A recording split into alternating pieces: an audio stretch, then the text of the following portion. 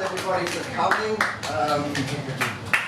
I'm just going to make an hour presentation, so there'll be no sort of discussion until I've sort of completed the presentation. There's a lot to cover, so I'm going to get into it. But it's all based on a 5,000-year-old scripture that basically, Bhagavatam, explains the entire cosmos. So they had it all figured out 5,000 years ago. And it is very different to what we understand in the West. So I'm basically presenting a whole different paradigm. So bear with me, and I will make a presentation. So,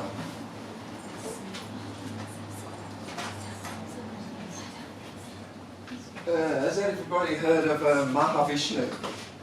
Mahavishnu. So the concept is, in the Vedic understanding, is that Mahavishnu is actually, he lays on the causal ocean and he's breathing out innumerable universes. And each one of these universes are actually what's called the universal command. It's actually a universal egg. And that egg is half filled with water. It's actually 4 billion miles wide. So imagine a 4 billion mile sphere. And Mahavishnu is actually, as he sort of sleeps on the causal ocean, it's like he's dreaming. And he's actually breathing out just unlimited numbers of these universes. And on top of, so within the Brahman, it's half filled with water. On top of that water is what's known as Bhumandala disk, so the Earth circle, a 4 billion mile wide Earth circle. Within the center is Mount Meru, which I think everybody's heard of Mount Meru, possibly. Mount Meru being the center of the universe. Around Mount Meru, 250 million miles, is the Manasatara mountain. Beyond the Manasatara mountain is the Loka mountains. These are as high as the pole star, as high as the North Star. The pole star's there. This Brahman, this universal egg, is actually covered by 8 layers. What's this? 1, 2, 3, 4, 5, 6, 7, that being the 8. So, the 8 coverings of the universe is made of 8 elements, and 8 elements only. We have earth, we have water, we have earth, water, fire, we have air, and the 5th element is the ether, which in Vedic cosmology is known as the Akash. Basically, Western cosmology does away with the ether. It doesn't even acknowledge that the ether exists. So they're the 5 gross elements, and the other 3 are mind, which is known as manas, mana, mah meaning the measure. The 7th element is intelligence.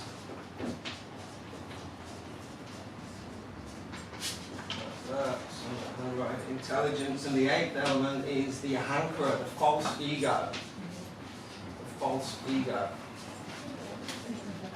So the false ego being the most subtlest of all the elements. There's only 2 other elements, and these elements are spiritual elements. The 9th element is the Atma, which is actually the soul, which is us. So we are the spiritual being. Through the false ego, through the ahankara, this false covering, we identify with these other 7 elements. But ultimately, we are the spiritual being, and the material elements are covering us. The 10th element is the Paramatma, so God, or the super soul, being the Paramatma. So that's the 5 gross elements and the 3 subtle elements.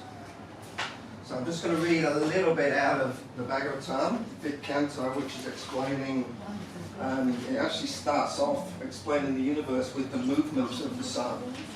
So in the Western cosmology, the sun is fixed. So chapter 21, the movements of the sun.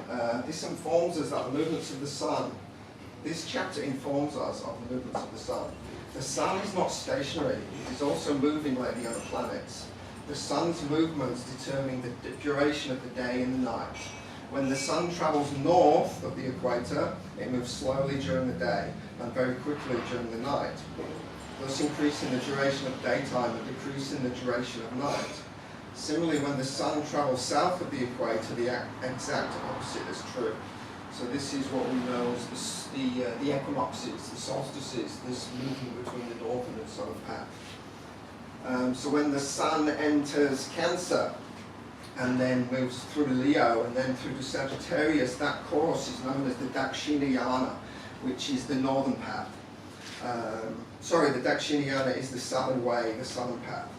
And when the sun enters Makara, Capricorn, and thereafter travels through Aquarius on its way through to Gemini, its course is known as the Uttarayana, which means the northern path, the northern way. When the sun is in Mesha, which is Aries, or Libra, they're the equinoxes, when it's on equalization. And actually today, or yesterday, is the vernal equinox, when the sun is in Aries. It's when the duration of the day and night are equal. So on the Manasatara mountain, so this Manasatara mountain, imagine it from a circle above, actually 250 million miles across, that's where the sun, all the planets, and what is known as the Kala Chakra, the Wheel of Time, orbits. On the Manasatara mountain, there are abodes of 4 demigods, 4 principal demigods. In the east is Indra, in the north is Chandra, the moon god. You have Indra in the west, representing fire. You have Varuna in the west and Yamaraj in the south. So, let me draw that out. What we're doing, we're starting with this concept of the Manasatara circle. So this is the Manas. Remember, Manas means to measure. It means the mind. So for today, this is the Manasatara, this is the mind circle. This is the Manasatara circle, the mind circle. What the whole Vedic cosmology is based on, and what the ether is based on, is this concept of the vesica pisces, the concept of 2 fish swimming in opposite directions. So that's the 2 fish swimming in opposite directions.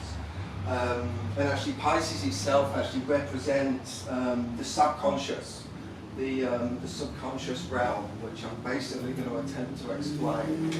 Because in the Vedic cosmology, the 5 elements, they rest on the 3 elements. Without having the subtle body or the subtle energy, there is no physical body. It's the subtle that creates the gross, not the gross that creates the subtle. So Pisces is ruled by Jupiter, which Jupiter in the Vedic understanding is known as Brihaspati. Brihaspati is the Chaita Guru, is the guru within, or the third eye, this concept of the third eye.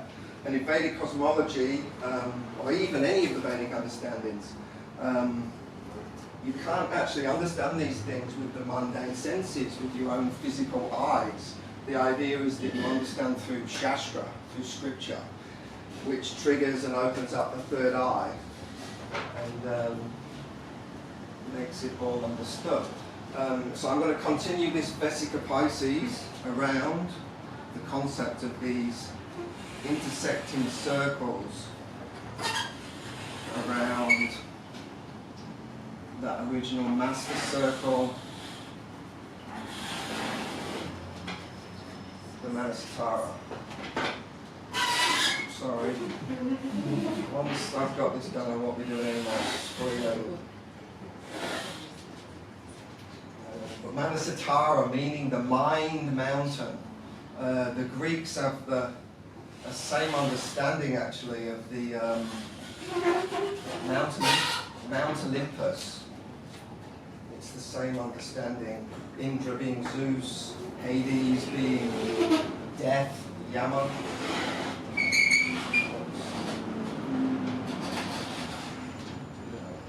So this is what's known as the seed of life. So is Yama air? Yama is earth.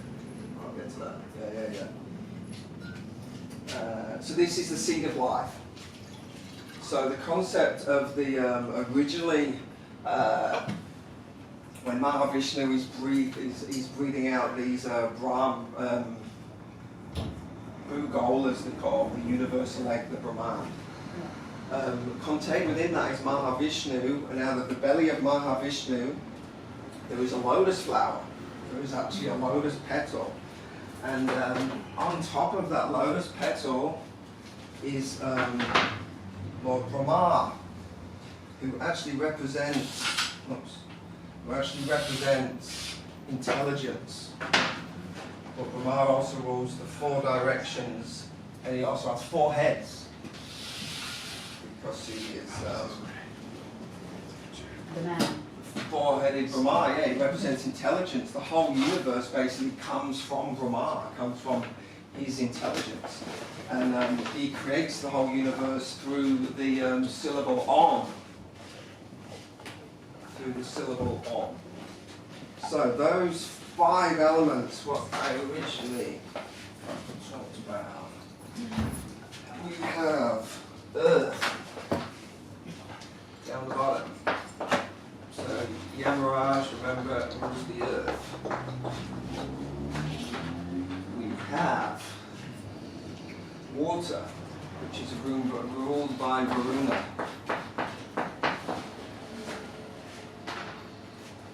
We have fire. Is the elementals interchangeable? Like, can they flip? Can they invert in their direction? No. Or just twist and bend? Right, so 4 elements: air, fire, earth, water, all going on within the ether, all going on with space. The flower of life, the seed of life, actually shows us how the ether is actually working. That is actually the ether. So as well as those 5 universal elements, yellow, we also have the 3 subtle elements, the 3 gross elements.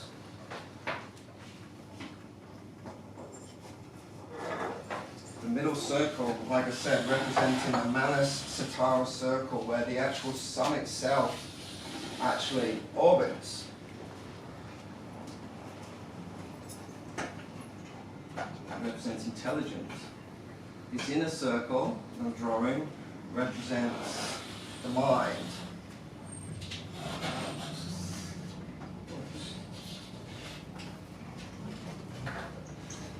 The outer circle represents the false ego. This is also what's known as the 3 modes: goodness, passion, and ignorance.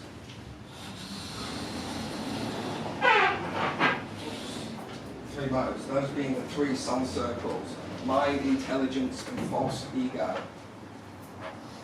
5 elements, 3 subtle elements. So, add in the Kala chakra, which is known as the wheel of time.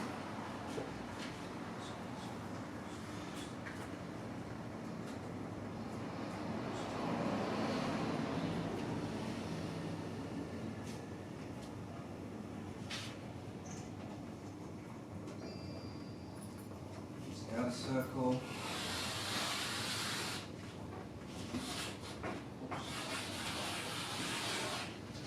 And the inner circle. Remember, this is all coming from the seed of life.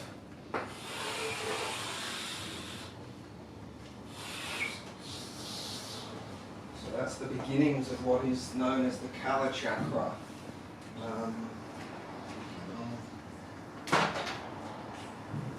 Beginnings of the Kala chakra, the wheel of time.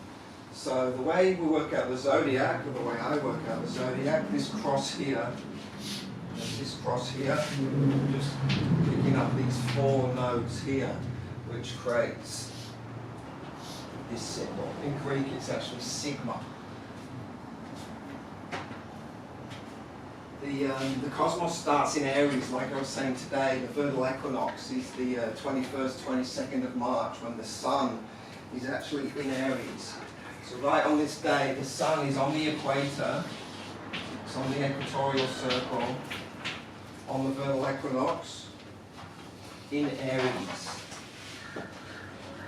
Is that sidereally or tropically? Or that, because that's a whole other debate. Like, Yeah, there's I'm the curious. whole precession of the equinox and all those things, and I'm not going to get into that. I've got to keep it simple. Yeah. So yeah, even Vedically, things are moved back. But as far as the Bhagavatam is concerned, 5,000 years ago, everything was like this at that time. Okay, that's So the there's been a reference slip. point. 'Cause Yeah, now yeah. it's 8, like Yeah, 5, there's 6. precession, but Yeah. I don't want to confuse things. Yeah, so what I'm doing here, we have the fire starting here, move down to the earth, move down to the earth. So from fire to earth, which gives us Taurus, Taurus being the earth sign. Then we go up to the air, going up to the air, up to the air, which creates the sign of Gemini, being the air sign. Then we go down to the water, which creates Cancer.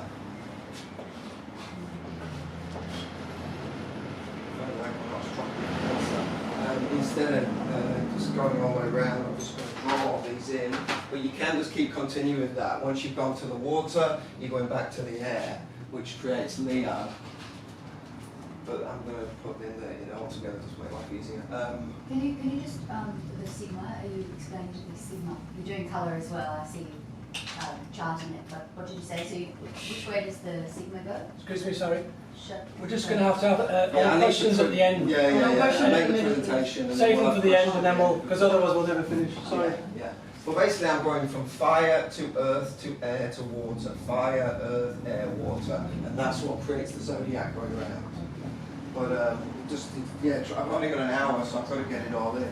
But the fire triangle is Aries, Leo, and Sagittarius.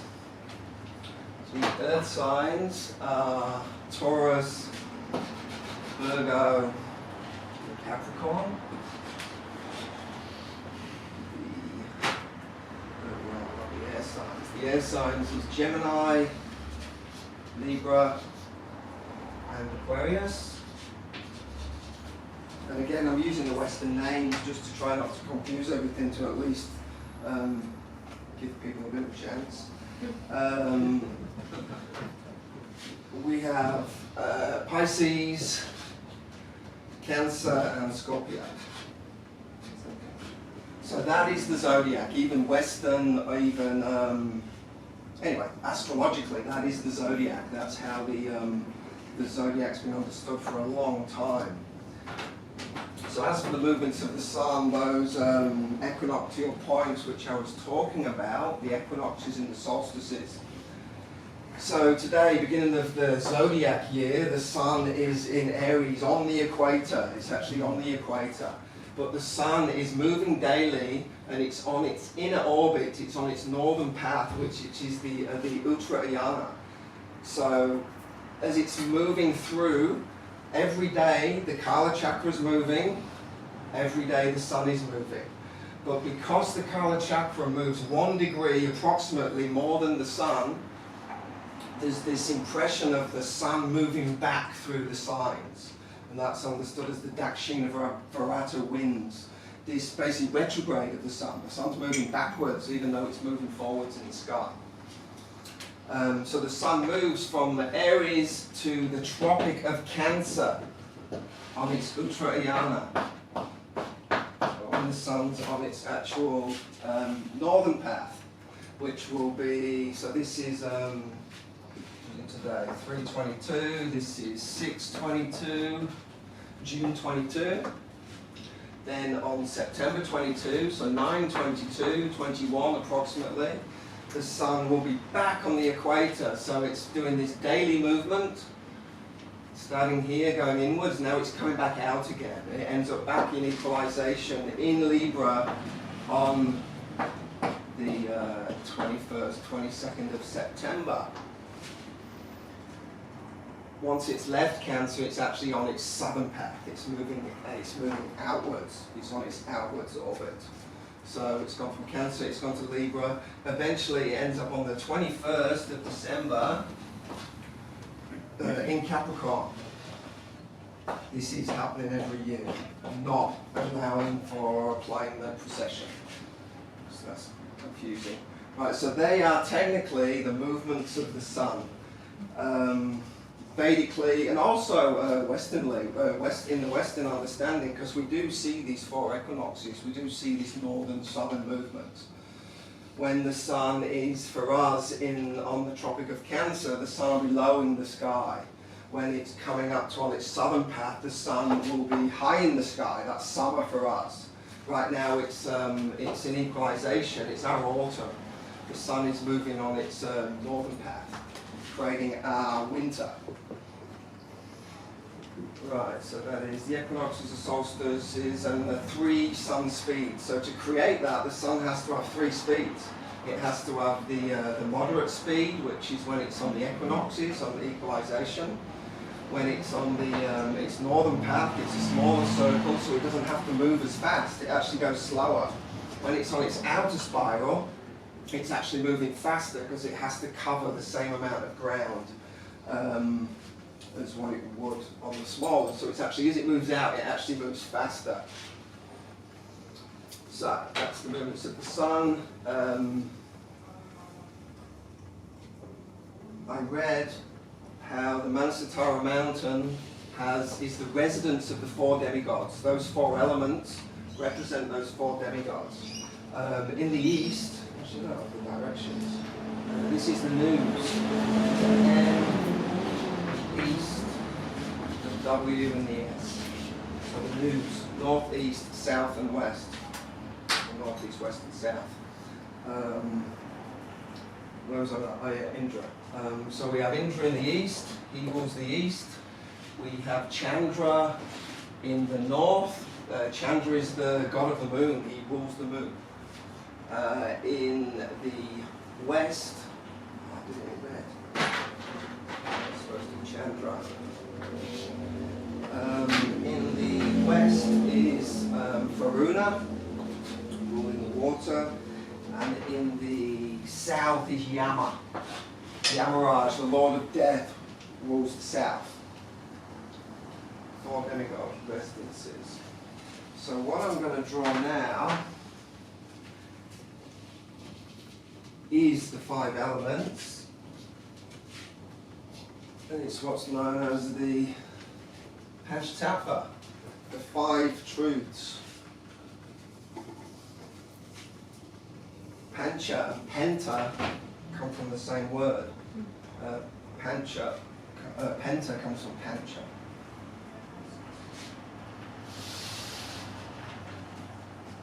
I've already done the geometry for this, but this is known as a perfect pentagram representing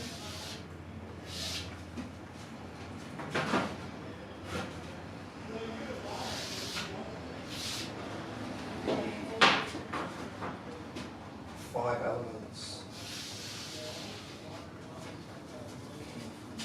I'm just going to go over that so it stands out. But there's always this 5 elements all through Vedic understanding. Even Ayurvedic, it's all based on the 5 elements and the 3 doshas.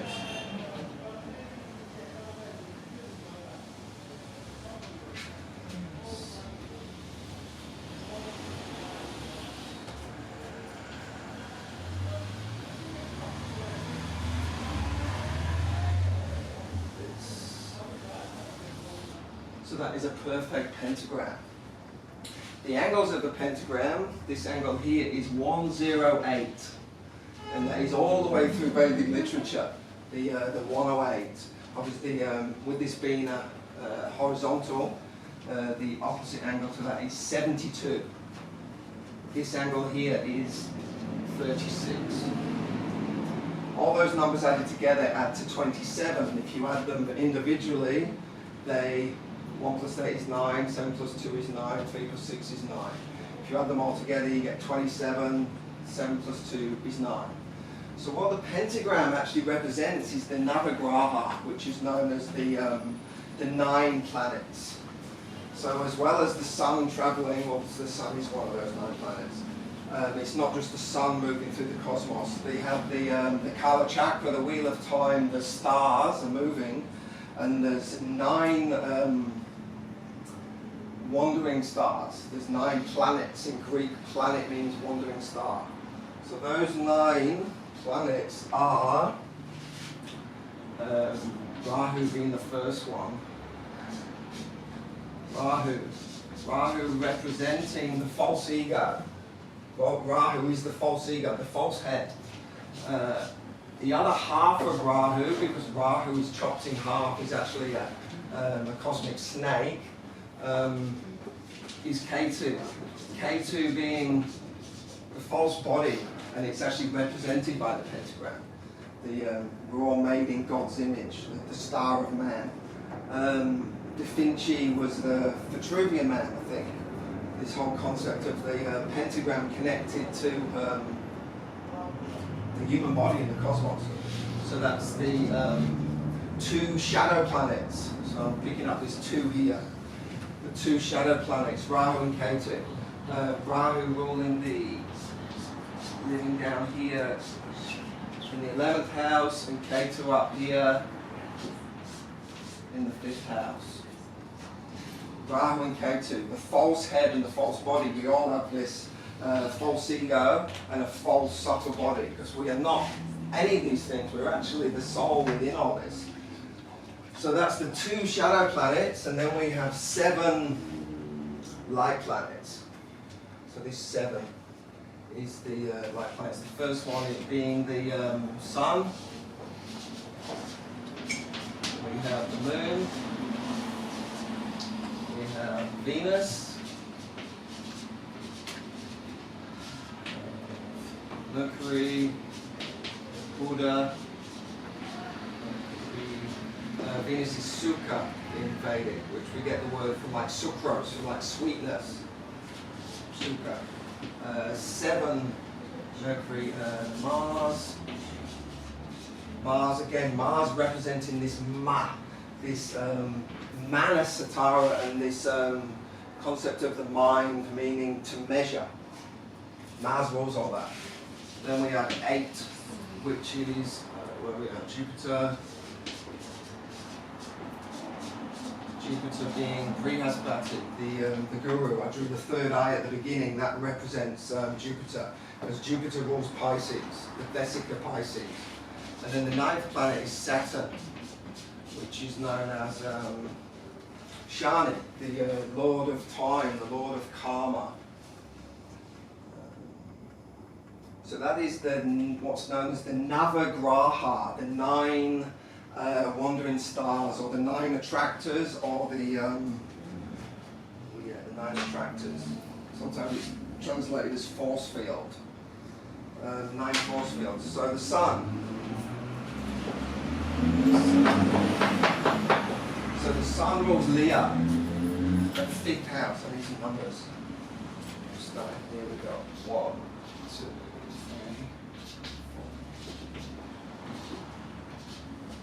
3, 12. So the sun rules the 5th house, Leah. The sun over here. Then we have the moon.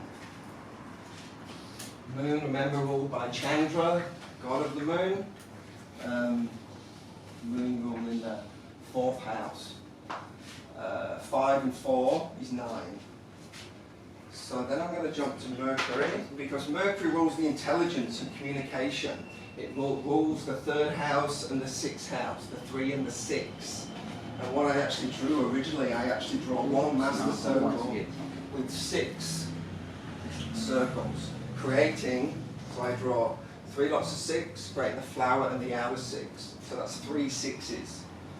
3, 6. Mercury over here, ruling the 3 and the 6. Intelligence. Again, 3 and 6 is 9.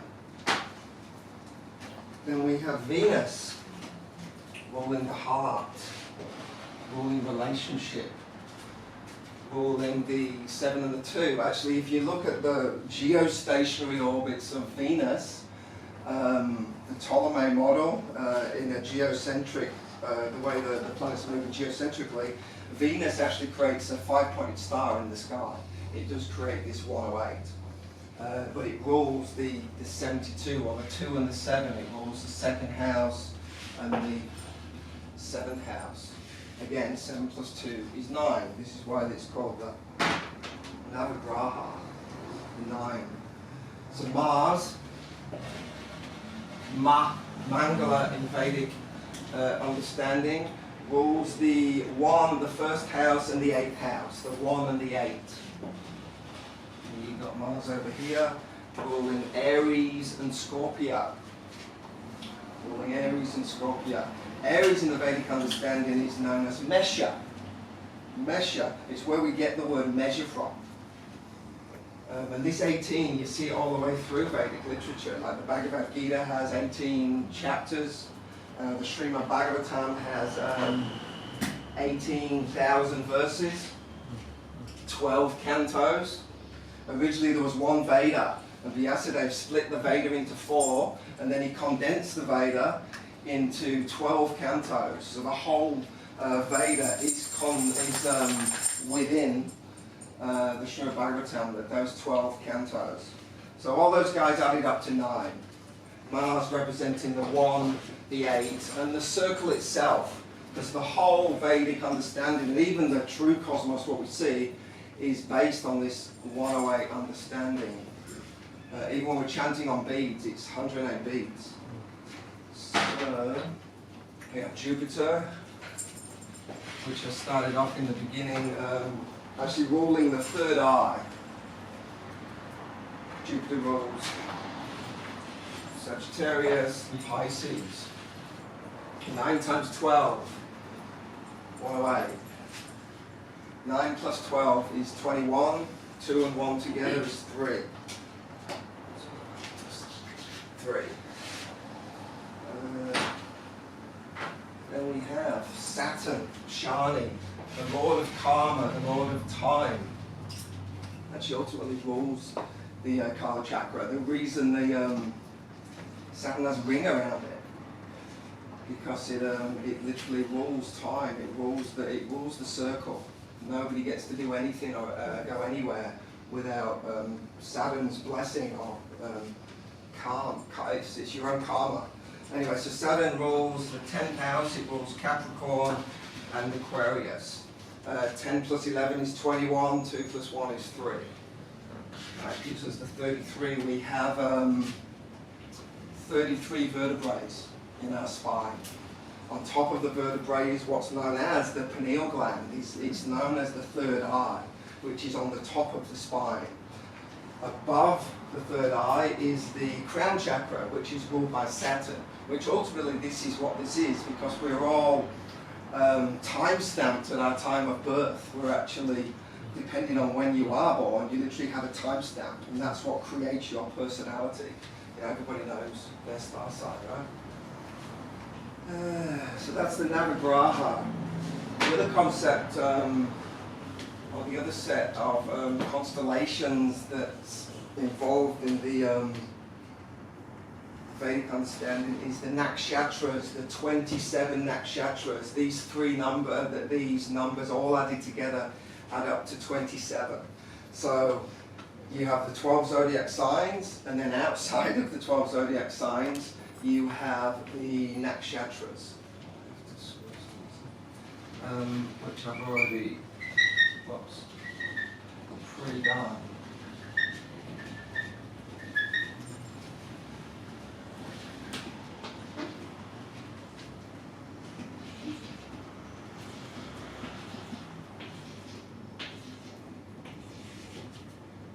So these are there in the sky, and they are used in Vedic astrology. And actually, I'm not a Vedic astrologer. I'm more into the cosmology and the order of it all.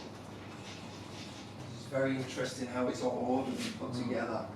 It's cosmological, because obviously it came from God. So there's the 27. So from the pentagram, we've actually got the Navagraha, the Nakshatras. The Nakshatras are divided again by 4. I'm going to get rid of this. Just have to.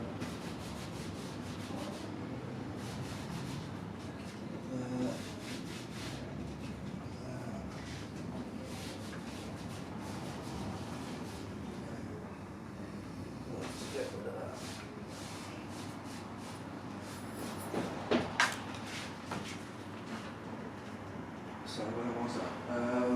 Nakshatras, 27 nakshatras. Those nakshatras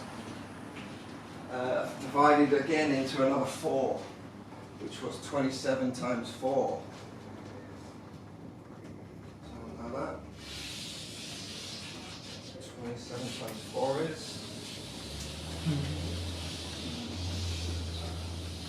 It's 108 again.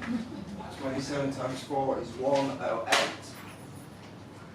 So those nakshatras, they're further divided. So we've got the 27 nakshatras.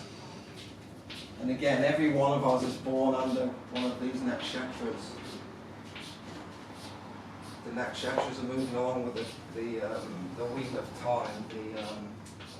It's only the Navagraha, the 9 planets, that move within this whole thing. So there's the 27, and I'm going to divide that further up into 4. These are what's called the padas, the 108 divisions of the sky. And again, you can be born within a nakshatra, and you can be born actually within a particular pada.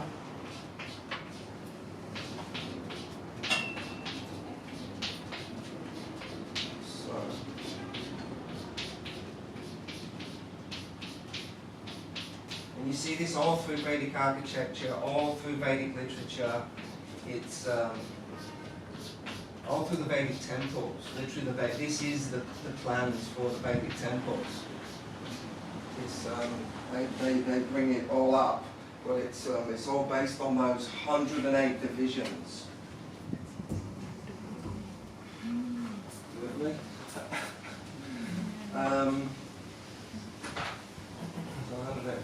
So that Navagraha, these 9 planets, these are the shadow planets, rules in the false mind and the false body, the subtle body. These 7 light planets actually rule the 7 chakras, which again, these 7 energy centers we have within ourselves. Mars ruling the base chakra. No, it rules the base, always rules the base. Then we have the sacral chakra, we have represented by the moon. By the woman, it's the womb, the moon, the womb. Then we have the solar plexus, which is represented by the sun. Apart from that, we have the heart, we have Venus, and Venus, the actual heart chakra, is a 12-petaled lotus within the heart. And this is where the soul actually lives, the Atma actually lives within the heart. We are within the heart. Mercury up from there is the throat chakra, communication. Communication.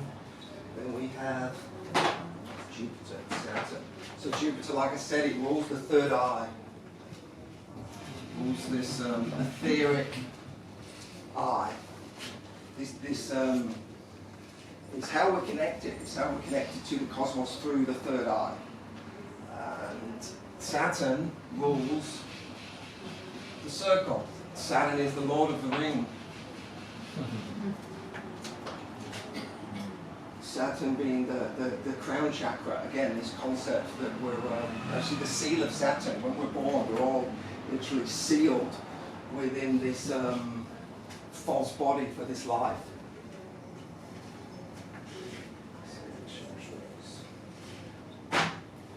So then that leads on to, which this is what all the Bhagavad Gita is actually about, the nature, enjoy consciousness, the four Varnas. There are four Varnas created, or the material energy creates four Varnas. Varna meaning nature. It creates the Varna ashram system, ashram meaning the home, so everything has a natural home and a natural place. Everyone's born for a reason, it's not all accidental. So, the Varna that's ruled by Indra, that's ruled by the fire, is the Kshatriyas. The Kshatriyas are the kings, they're the sort of the organisers, the managers. They have this manas, they have this management mentality, this ability to measure and manage and make the whole wheel function. Because in the Vedic system, it's with the kings that ruled society. The Brahmanas, the intellectual class, the priests, the intellectuals, scientists, whatever you want to call them, they rule the air, they rule the head. So they're the teachers, they're the gurus, they're reading the Shastra, and they are teaching the Shastra, and then actually the Kshatriyas are implementing that knowledge within society, and they're creating what's known as the Varna ashram system. God actually, Krishna actually has a system. It doesn't actually, it's not accidental. The whole thing just didn't explode and everything came out of nothing. There's actually a purpose to the whole thing. And that purpose is self-realization, it's self-understanding. You know, to understand ourselves as the soul, as the Atma. You see the A, the M, the T, and the A. You know, we are the soul, we are the Atma within this whole cosmic state. So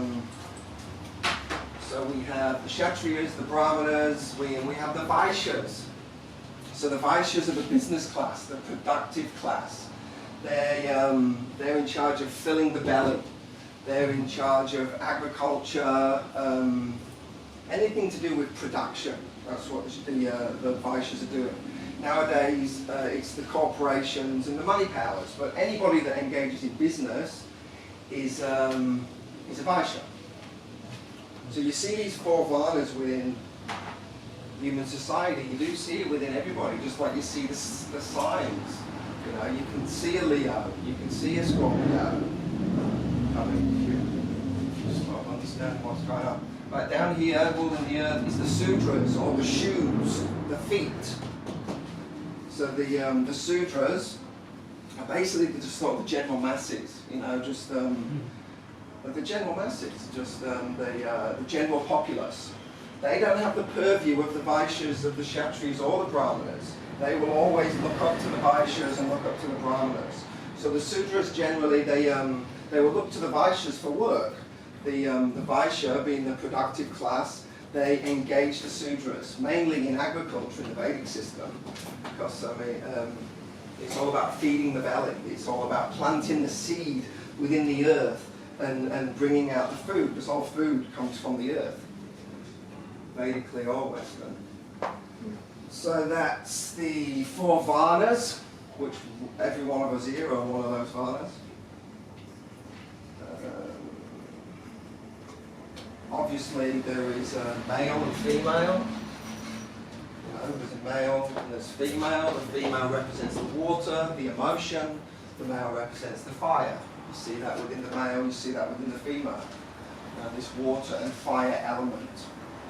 Because we live in a dual world, we live in duality. We live in the hot or the wet, or the rich and the poor, happy, the sad, the night and the dark, the day and the night. There's always this duality within the world, within the circle of birth and death. Remember, Yama is down here, death is in the south, the moon up here representing the birth, actually representing Maya. M-A-Y-A. We're in Maya, right? We're all in Maya.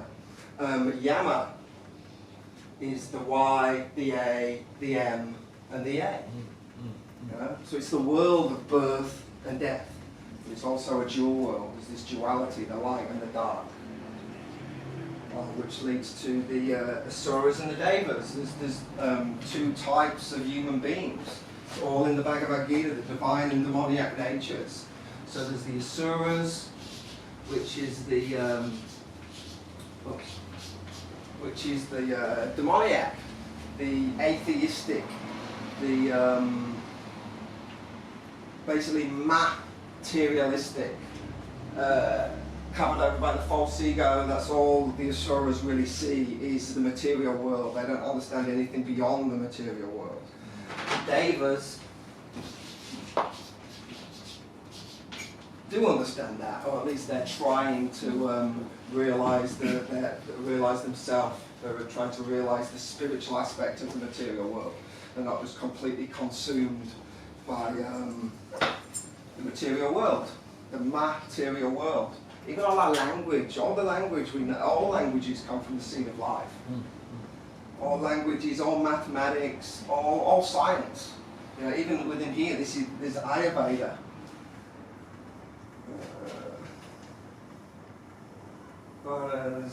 Sura means name. I think Surya in Latin. I'm not sure. It's basically the Asura. Yeah, I'm not sure. So, like I was starting from the beginning, we were talking about Mahavishnu, how when he's actually he's laid on the causal ocean, breathing out all these oceans. He's breathing out the universal egg. This being the universal egg, this being the blue mandala disc, which I'm really going to have to get to in a whole lot of class. But what I'm drawing here is the Kala chakra that sits upon this blue mandala disc. The Kala chakra is going on above that whole thing, being 2 billion miles across. The Kala chakra is actually 2 billion miles across. As outside of here, Alokabasha, there is no Kala chakra. Nobody lives outside of there. So the 4 arms of Vishnu. Vishnu has 4 hands. 2, 3, 4. Does anyone know what Vishnu holds in his 4 hands? Shankar Chakra Gada and Padma. Yes. What she said. So he owns the club. In one hand he holds the club, the mace. This is how the 4 directions are controlled. You cannot leave the circle. You cannot leave. You cannot leave the circle, and that's represented by the Kshatriyas, the club. You know, they're actually defending. They're actually establishing the order, being the kings. So this is actually the mace, the club. The second thing Vishnu holds in his hand is the Sudashan chakra. Sudashana chakra, which this is the Sudashan chakra.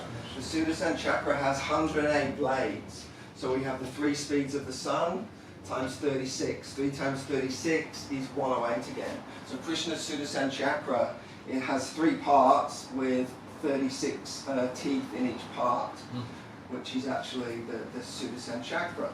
So we have the club, we have the Sudashan chakra. Actually, the Sudashan chakra, or Sudashan, means auspicious darshan. And this is what we're getting now. We're getting this auspicious darshan of the cosmos through the Sudashan chakra. The third is the conch. So the conch represents this golden ratio, this Fibonacci sequence. And when you look at the conch, it has this spiral. It has this spiral on it, which is the Fibonacci sequence. So that golden ratio, that number is 1 to 1.618. That's the golden ratio. All ancients were always building in these golden ratios. That's why everything looks so beautiful.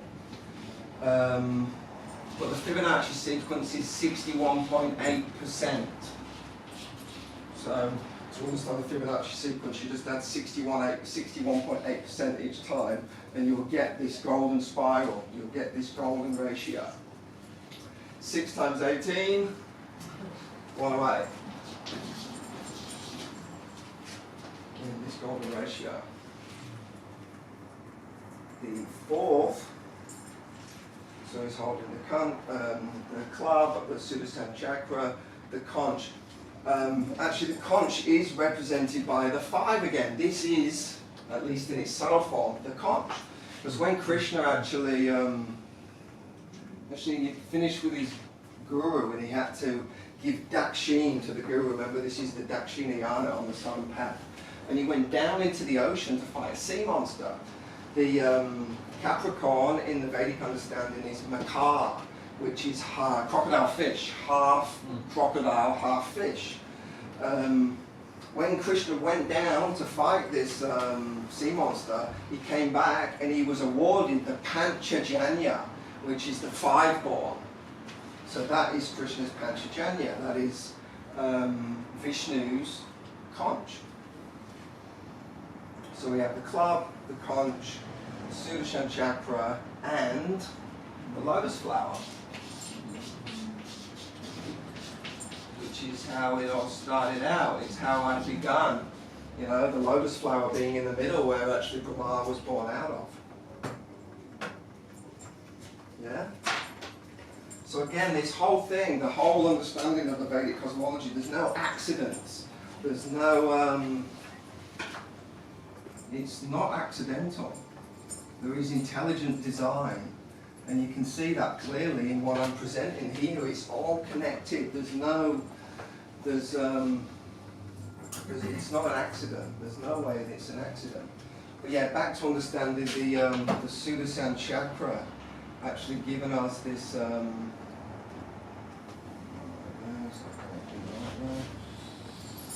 This auspicious darshan of the cosmos, represented by the eye. The Greek understand it is the all-seeing eye, but it's also the third eye. And you can't understand or see these things or experience these things without understanding it through the Shastra and through the third eye.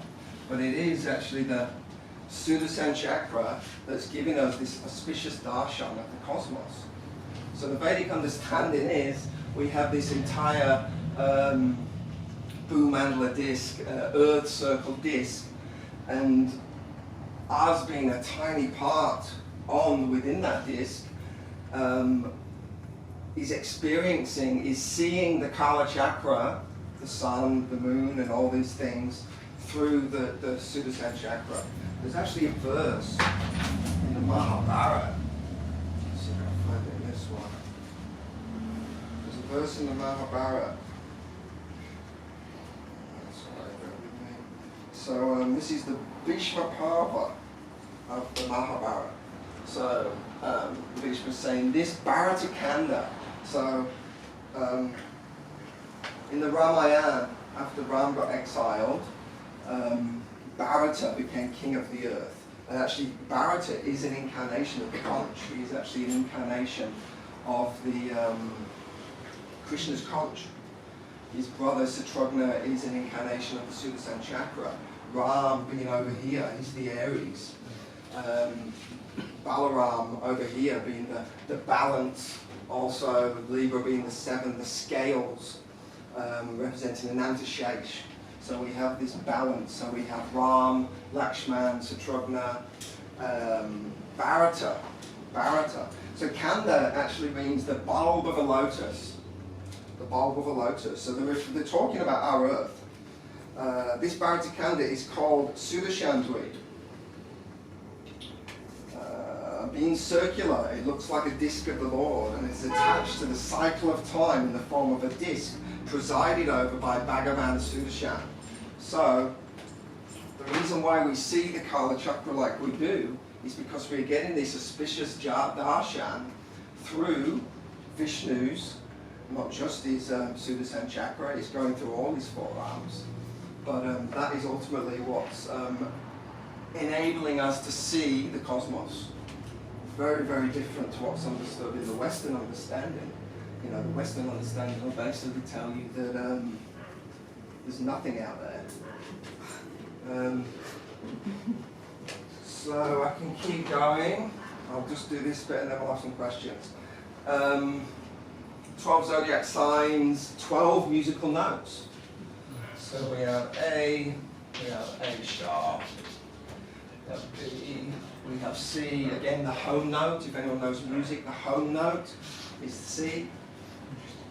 C, C sharp, D, D sharp or E flat. Either way, it's the same thing. D sharp, then we have E, we have F, we have F sharp, we have G, and G sharp. So again, they're the 12 musical notes. And we wouldn't be able to actually hear, and we could probably hear it, but the idea that music has there's a logos to it. It's basically mathematics again. Music is it's not accidental that these certain notes trigger certain things within us. It's again, Krishna says he is the sound in ether. You know, it's all built into the cosmos. The only other bit I want to do is A is 432 hertz. So if you know anything about music as far as octaves go, you double each time, or if you're going back, you half each time. So half of 432 is 216, half of 216 is 108. So the whole base frequency of the material world, of the material world, is 108. Now modern music, it's based on fixed temperament, so we're actually tuned into 440, it's 440 hertz. But Vedically, or even just orchestrally, for a long time, that A note was tuned to 432. C is 36 hertz. Double that, you get 72 hertz. Double that, you get 144 hertz. There is 1,440 minutes in a day. So it's all connected. Again, we have 60 seconds, 60 minutes. We have 12 hours. Go around twice, you've got 24 hours. You've got the day and the night. This concept of, because this wheel also, this wheel of time, we're seeing it on an actual tilt. So it's coming around, all we're actually seeing is this actual arc. So the wheel comes round, I'm not sure what the other direction is, but it comes round in the east, up in the north, down in the west. Up in the east, up in the north, down in the west. If you're on the inner hemisphere, that's actually opposite.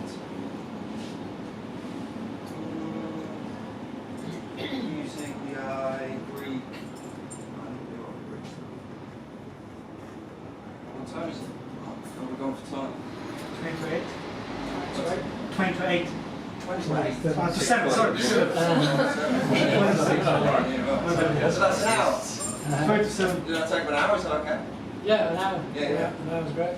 That is an hour, right? Anyway, I've said enough. Any questions? No?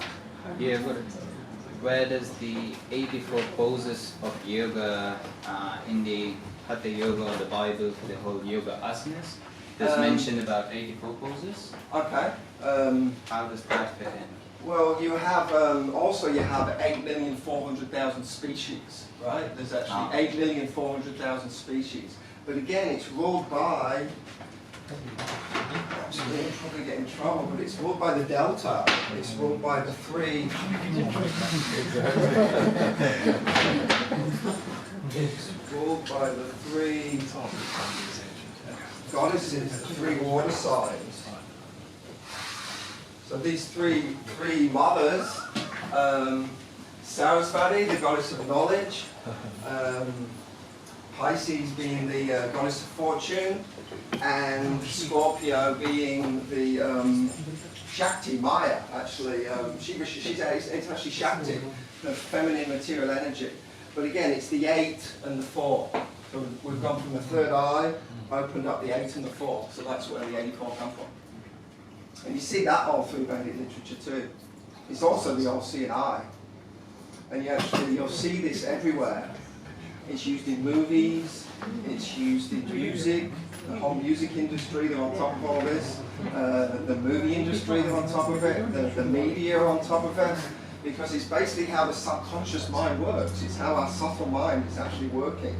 So if the asuras, if these sort of demoniac kind of entities, which is basically who's ruling the earth right now, were privy to this information, they'd actually be able to control the gross realm by meddling in the subconscious realm. But that's a whole other topic. Probably not going to get into it. Any questions? The Venus, the heart, what was that name again? Sukha. Yeah, it's where we get the name sweetness. Yeah. And again, it's the mind and the five senses. You know, so literally when you're in the material body, that's But then also, if it is related to the three mothers, it's not just the material bodies, it's the mother, it's like the guardian of the grass upon the earth is sort of worshipping the bringing of the universe. And it's like sure. Yeah. But the material energy from the Vedic understanding is female. You know, she births everything. All this is being, she births all the living entities and creates all the living entities. It all comes from those three. Again, Pisces being Lakshmi, Shakti, and Saraswati. Actually, the earth signs are Vishnu representing the bull, Taurus. Brahma is over here representing Virgo, again the intelligence. And Capricorn is Shiva. Shiva rules the earth. Actually, Shiva rules the third eye. What was the second one? So it was the Taurus, So Taurus is Vishnu. Virgo is Brahma, intelligence. You know, Mercury ruling intelligence. And then the bottom one is Shiva. Shiva Shakti. It's actually the star of the Devas. I can draw that. You see that everywhere too. We have the all through Vedic understanding is the so that's the actual Earth triangle. The three presiding demigods, they control the three modes of material nature. Vishnu, Shiva, and Shakti, but it's actually the standard Devas. and then together they make like and the birth of the Yeah, for sure. How does the solfeggio frequencies relate? The solfeggio frequencies, the 496, 528. We did discuss about 432, but they're like I think F's is an F 528. 528. You'd have to look it up, but if you look it all up, all those frequencies are in there, and it's obviously starting out at 432, and it goes around. But all those frequencies are built into the universe, just like the 7 rays are built into the universe. The 7 days, 13, these all represent. Sorry. They got 13 frequencies. 13. Yeah. Oh, I'm not sure. Well, 13 represents the 13 full moons of the year. Okay. There's 13 full moons every year. There's also 12. Sorry? No, sorry. Oh, you just put your arm up. Just cold. Yeah, 13. So yeah, there's 13 full moons a year, and there's also what's known as analemas. 12. The moon does 12 analemas, which basically is the sun does 1 analema, which again it's the 8. So if you take a picture of the sun every day for a year, it will create this what's known as an analemma in the sky, which creates the 8. The sun does that once a year. The moon does that 12 times a year. So we've got the moon here actually.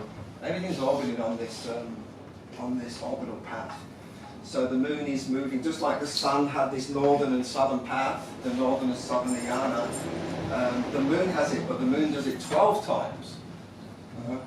It's the female phasing and oscillating. It's what the female does.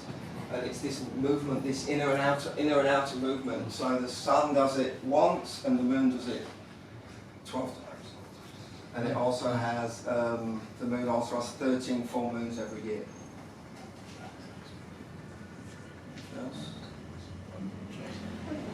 We talked about the number 7.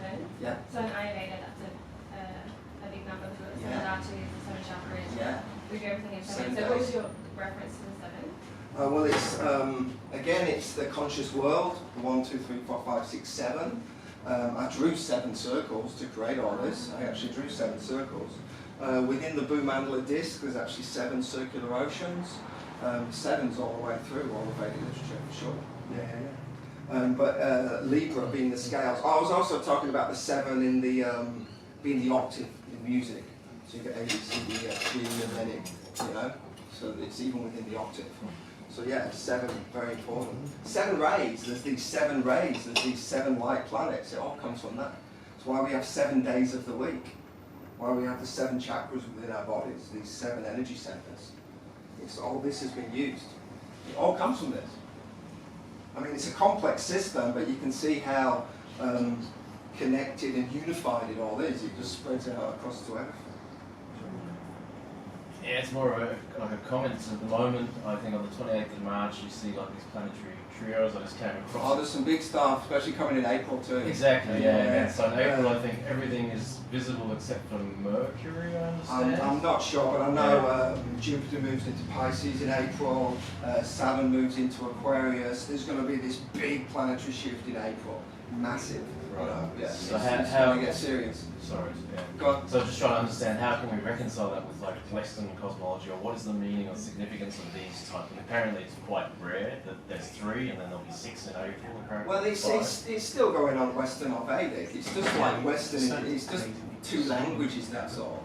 Okay. The only other thing that the Vedic system has, it has precession of the equinox. So there's a sense where these signs are slipping.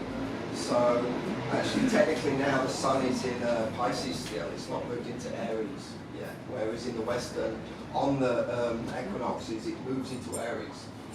Because the 2 different calendars, is it all like Just the different ways calculated and understood. Yeah. from different bases. Yeah. But it's still the same language, and there's a lot of validity in the Western understanding. It's not completely redundant. Yeah. And I'm creating a blend of the 2. It is the Vedic system, but if I start talking about all the Vedic words and all those things, I mean, it's complex as it is. But when you see it as a whole system, which is what I want to present, it all makes sense. It all connects together. Yeah, you can apply this to Ayurveda. You can apply it to all the scriptures. It'll all be in there. Yeah. Any other? Sorry, that more simple picture up there at the top. Yeah. So the sun is kind of what makes day and night is when it goes behind those kind of massive mountains. Is that right? No, it's very interesting because in the Master Kala chakra being 2 billion miles across, the sun's just moving around in a circle. You know, didn't I read that in the Bhagavatam? The sun just moves around in a circle on that Manastar mountain. It's doing the same for us here. It's just we see it on a tilt. That's all. We have to be given this day and night. You know what I mean? But why is it dark half the day and then light the other half? Where's the sun go? Why can't Asura access the knowledge of? Sorry? It comes away from us. It just moves away. Gotcha. Like we're basically. So light's not unlimited. In other words, it's got to stop. No, yeah, it has an Right. actual point. It has an actual far. You know, it only expands out to so far. Moves around in a circle. But again, it's about these golden ratios as well. Our own scale, how we see the whole cosmos going around us. It's like it's all built in, you know what I mean? Yeah. So we see this coming and going of the sun, but it's size and scale and ratio. Right. It's not flying through And space. also you mentioned the equator, but that's a Western concept because it joins 2 hemispheres, but Yeah, it's well, not a in the hemisphere. Bhagavatam, it's when Prabhupada's translating it, he translates it as the equator. He actually equates the Manasatara circle with the equator. Right. So we do have the Tropic of Cancer and we do have the Tropic of Capricorn. We do have an equator. We have an equatorial solar circle.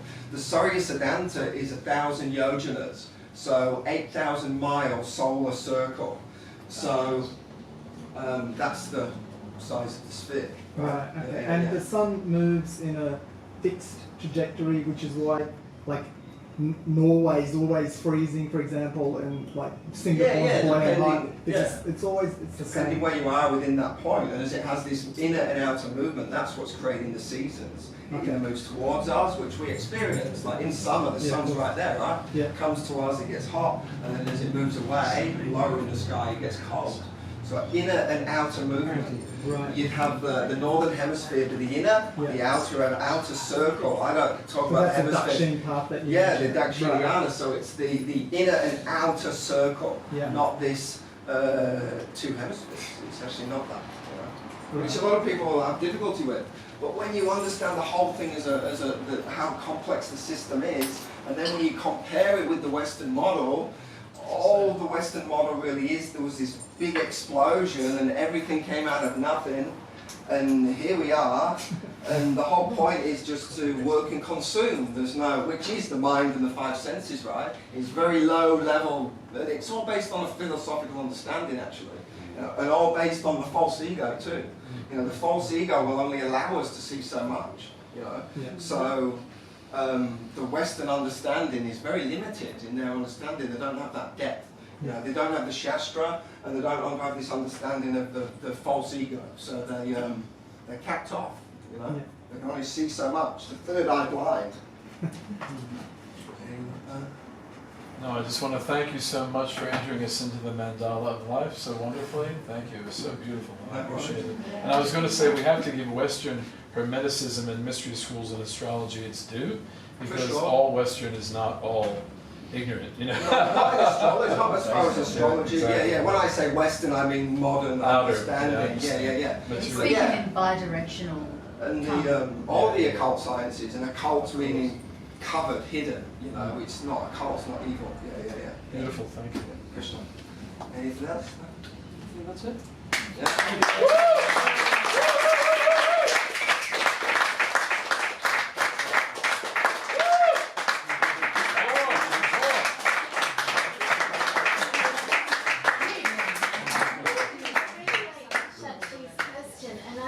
Could you draw the sun within the Bhumandala or above it or around it, or you know, just somehow basically diagram there. It's It's going around, so what is there? That is the circle. That circle I've drawn there is that circle there. So it's going around. It's going around. This whole around thing's the outside of the two mountains, or yeah, on top of the Manasatara. like this sort of thing, like a mandala above, like you have. Yeah. And Manasatara actually means mind mountain. So even in the Greek understanding, it's Mount Olympus. It's the same thing. Homer's Iliad and the Odyssey is, you know, you have Zeus, you have Poseidon or Neptune, you have Hades. You know, they have this same understanding of space actually being a mountain. It's actually this etheric mountain that comes down to us. You know. And Mount Meru, I mean, that's just incredible, isn't it? I mean, just well, Mount Meru is the pivot. It's the pivot point. You know, Mount Meru being the actual, center of the universe. So everything else, the sun is actually like I'm doing with the compass. That's why the compass explains all these things. You know, it's connected to Mount Meru and it's moving around. You know, in the Bhagavatam, it explains all those pivots and those axles. It's an axle. Anyway, are planets, sorry, are the planets kind of like the Western, you know, science says, kind of floating? No, They're not to understand, the not- Jyotish is the science of light. Right. It's the science Oh, of they're light. light. Yeah, and the Vayu Purana really gets into all these things, how the actual, the horse, the Surya's chariot is pulled by 7 horses, you know, and they are the 7 planets, the 7 light planets, you know. It's all expanded out, you know, and it's illuminating, you know, the concept of balls of earth flying through space. You know, it's not actually in the Vedic standard at all. Bedtime? And what was it about the, did you say something about one of the, I'm probably off track, but is one of them a conductor of language? Well, the whole seed of life is it's where all language comes from. I can, which is a bit hard to get to. But again, the Y, the M, the reason why we have the material world is the M and the A. You know, see the M and the A, the alpha. In Greek is alpha. You know, you have the alpha, beta, the alphabet, or the alpha and the omega. I can do this in Greek. I can do the whole Greek language on this. Do you want to do a bit of Greek, or have you like it's dinner time, isn't it? Mark. Anyway, I'm going to come back. To be continued.